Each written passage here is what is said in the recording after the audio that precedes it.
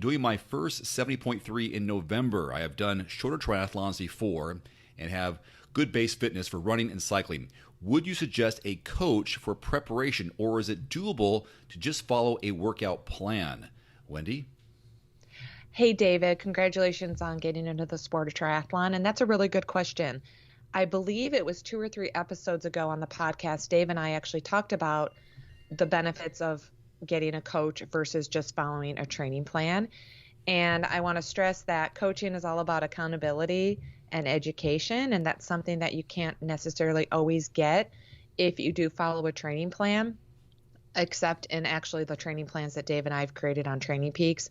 We provide a lot of educational content within the plan, and we do weekly videos, or sometimes it's every 4 weeks. You see Dave and I talking about an explanation of the next week or the next phase of training.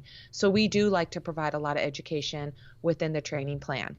When it comes to jumping up a distance, like going from a sprint and Olympic to a half, that's a pretty big jump. And I think everyone will benefit from coaching, again, from that accountability and education component. And just to, you don't have to sort through the unlimited information that you find online and that you find on social media. If you're part of a social media group, like a Facebook group, you're going to get, ask a question, you're going to get 1,000 different answers if there's 1,000 people in the group. So sometimes it just makes it really easy for you to get some coaching. And if you interview the coach and you trust the coach and you're into their philosophy and all that, you guys are a good match. It just makes training so simple for you as the athlete as you're venturing into this new distance. Yeah, that's a big jump. Let's say you could do an Olympic in 3 hours, just kind of round out number. You can double that in a half Ironman distance, and nutrition is different. You could undertrain or overtrain if you're doing it on your own and going on feel, just following some workout plan you saw online. I think the coaching at that distance is probably more important than Olympic for sure.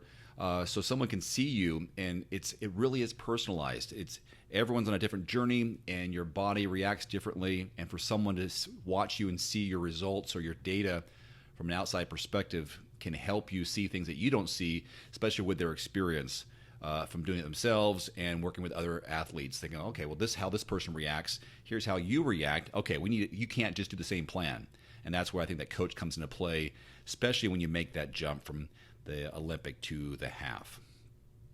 Yeah, and sure, you can do it on your own.